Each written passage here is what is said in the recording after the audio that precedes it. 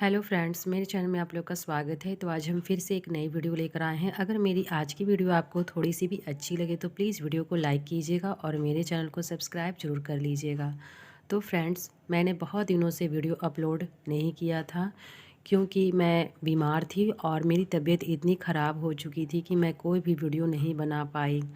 और मैंने सोचा कि मैं आप लोग के साथ ज़रूर शेयर करूं ताकि आप लोगों का भी पता चले कि हाँ, मेरी तबीयत कैसी है या फिर मैं कैसी हूँ, क्यों नहीं मैं वीडियो अपलोड कर पा रही हूँ।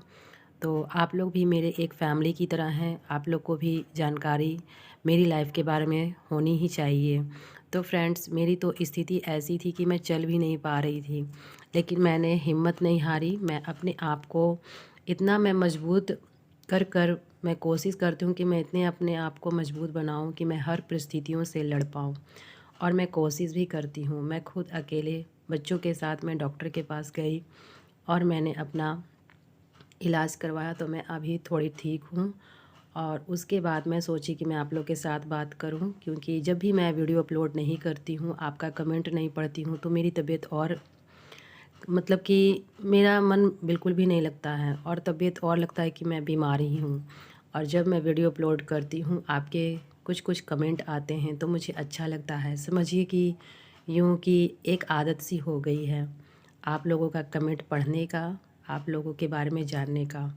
तो फ्रेंड्स, मैंने यहाँ पर जब मैं बीमार थी उसके पहले मैंने गेहूँ धो दिया था और गेहूँ को मैं इस तरह से धूप में सुखा रही थी।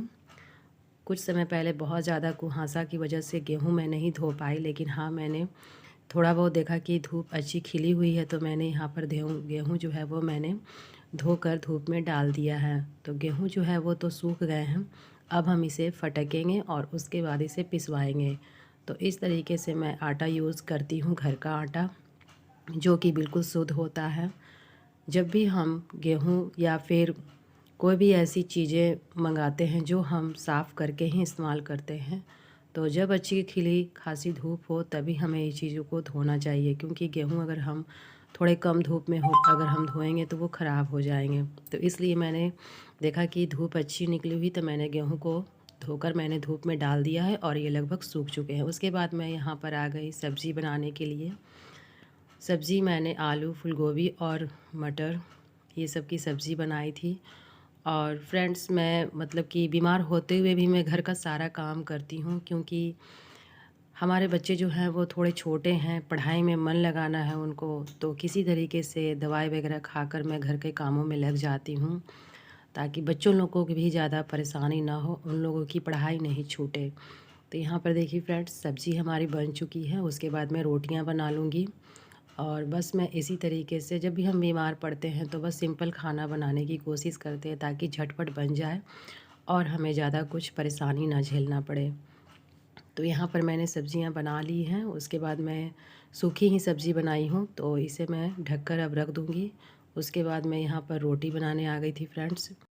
तो फ्रेंड्स, मैं यहाँ पर आपको बताना चाहती हूँ कि जितने भी पैसे मैंने बचाए थे और मैं बचाने की ही कोशिश करती हूँ, क्योंकि अगर हमारा तबीयत ख़राब है और हम इस समय अगर हमारे पास पैसे नहीं हों तो हम अपना इलाज वगैरह कहाँ से करवाते।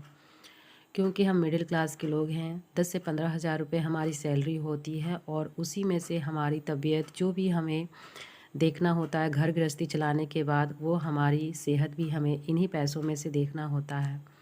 तो मैंने कुछ कुछ पैसे बचाए थे जिससे मैंने अपनी इलाज करवाई और मैं फ़िलहाल मैं खड़ी हो पा रही हूँ। इसीलिए फ्रेंड्स, मैं अपने आप को ऐसा बना कर रखती हूँ कि कम पैसों में मैं घर को चलाती हूँ और उसके बाद उन पैसों को मैं अपने आगे जो भी मुसीबतें भगवान न करे ऐसी आएँ, लेकिन ऐसी परिस्थितियाँ आ जाती हैं जिनमें मेरे बचाए हुए पैसे ही काम आते हैं। और हस्बैंड का तो बस मतलब कि मैं क्या बताऊँ, वो बहुत ज़्यादा इग्नोर करते हैं।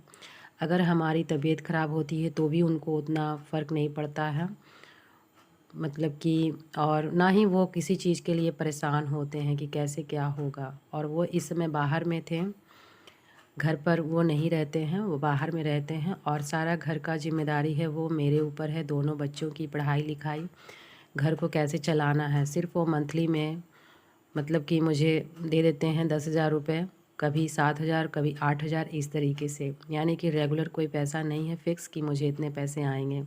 लेकिन 10,000 से मेरे ऊपर पैसे नहीं वो देते हैं और इसी में से मुझे घर चलाना होता है। लेकिन हमारे मतलब कि एक राहत हो जाती है हमारी तरफ कि मुझे सरकार से कुछ राशन मिल जाता है, तो मैं घर को थोड़ा अच्छे से मैनेज कर लेती हूँ। नहीं तो जो हमारा राशन अगर वगैरह नहीं मिले सरकार की तरफ से, तो हमारा घर चलना बिल्कुल भी नामुमकिन के बराबर होता है ये 10,000 रुपये में। क्योंकि 10,000 में आप बच्चों को पढ़ाएंगे या फिर घर के खर्चे चलाएंगे या फिर अपने इलाज वगैरह करवाएंगे, ये सब सारी चीज़ें हमें घर में देखनी पड़ती है। और 10,000 रुपये आजकल के लिए काफ़ी नहीं है घर को चलाने के लिए। अगर हमें थोड़ी सी मदद मिल जाती है तो ही हमारे कुछ पैसे बचते हैं, 500 हज़ार रुपये, और उन पैसों को ही हम अपने आगे भविष्य के लिए बचा कर रखते हैं कि कोई भी ऐसी परिस्थिति हो उसमें हम इन पैसों को इस्तेमाल करेंगे। और मैं वही चीज़ करती हूँ फ्रेंड्स। कितने लोगों का कमेंट आता है कि 10,000 में घर चल जाता है, तो नहीं, 10,000 में घर चलता नहीं है, चलाना पड़ता है, क्योंकि और आगे कोई ऑप्शन ही नहीं है। अगर हम 10,000 में घर को नहीं चला पाएंगे तो हमारे पास ऐसा नहीं है कि अगर हम एक्स्ट्रा पैसा कहीं से चाहेंगे तो वो आ सकते हैं, क्योंकि बच्चे छोटे हैं और घर की जिम्मेदारी जब एक औरत पे अकेली होती है तो वो ज़्यादा परेशान हो जाती है, तो वो अपने घर को देखेगी या फिर कोई काम करेगी। बच्चे थोड़े बड़े होंगे तो थोड़ा मैं सोच सकती हूँ, लेकिन अभी फ़िलहाल मैं तो बस इसी में मैनेज कर कर अपने घर को भी चलाती हूँ और अपने सारे जिम्मेदारियों को भी देखती हूँ।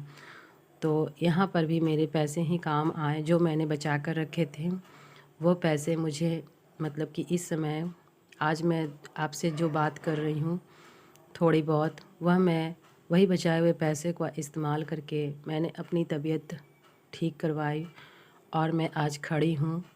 आज मैं बच्चों को देख रही हूँ, अपने बच्चों को पढ़ा रही हूँ। तो फ्रेंड्स, परिस्थिति जो है वो बहुत ज़्यादा कभी कभी असहनीय हो जाती है, जो कि हमें लगता है कि अब हम क्या करें, लेकिन फिर भी हमें जीना है और इसी जीवन को अच्छे से मतलब कि संभालते हुए हमें जीना है। ऐसा नहीं है कि हम रो कर धो कर जिएँ, खुशी से ही हमें इसी में जीना है और इसी माहौल में रहना है। तो मैंने तो पैसे बचाए थे, कभी मैं गुल्लक में बचाती हूँ, कभी मैं लिफाफे में बचाती हूँ, तो वो पैसे मैंने 4 से 5,000 रुपये मेरे खर्च हुए। तो आप सोच सकते हैं कि जिसकी सैलरी 10,000 रुपये होगी तो 4 से 5,000 रुपये खर्च कहाँ से होंगे, अगर हम 500 हज़ार रुपये पर मंथ नहीं बचाएंगे तो। क्योंकि इकट्ठे 5,000 की अगर आपको ज़रूरत पड़ जाएगी तो आप कहाँ से लाएंगे। आपके थोड़े थोड़े ही बचाए हुए पैसे ना एक बार आपके काम आएंगे। और जब आपने कोई बचत ही नहीं की तो ऐसी परिस्थितियों में आप किस से पैसे मांगेंगे। और हो भी कोई गारंटी भी नहीं है, हो भी सकता है कोई पैसे दे और कोई ना दे, क्योंकि 1 से 2 बार तो पैसे हर कोई दे देता है, लेकिन उसके बाद वो ना ही बोलता है, चाहे वो कितने भी आपके अपने हों। क्योंकि 1 से 2 बार अगर आप किसी के सामने हाथ फैलाएंगे तो वो पैसे आपको कभी नहीं देंगे। हाँ, उसका थोड़ा सा लिहाज रख कर वो 1-2 बार आपकी मदद कर सकते हैं कि चलो भाई फैमिली में है, परिवार में है तो हम मदद करते हैं, लेकिन 1 से 2 बार से अधिक कोई आपकी मदद भी नहीं कर पाएगा। तो ऐसी परिस्थितियों का सामना ना करना पड़े, तो मैंने सोचा कि मैं आपके साथ इस वीडियो को शेयर करूं कि आज मैं बीमार थी और उसके बाद मैंने अपने बचाए हुए पैसे से मैंने अपना इलाज करवाया, जो कि मैं अकेले अपने घर को देखती हूँ, अपने बच्चों को देखती हूँ। और हमारे जो फैमिली होते हैं वो हमारा अक्सर कभी कभी साथ भी नहीं देते हैं, लेकिन घर को एक गृहिणी को ही चलाना पड़ता है हर परिस्थिति से लड़कर।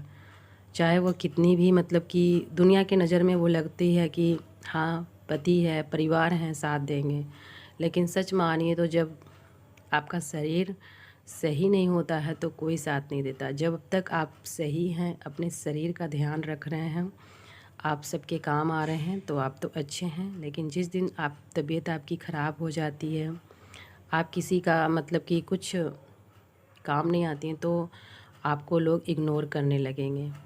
तो परिस्थिति बहुत ज़्यादा ख़राब हो जाती है जब हम अपने आप को फिट नहीं रख पाते हैं तो, और अपने लिए कुछ अलग से पैसे नहीं बचा कर रखते हैं।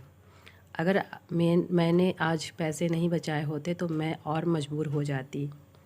और इस स्थिति में अगर कोई आपको इग्नोर करे और छोड़ दे तो आप समझ सकते हैं कि एक औरत पर क्या बीतती है।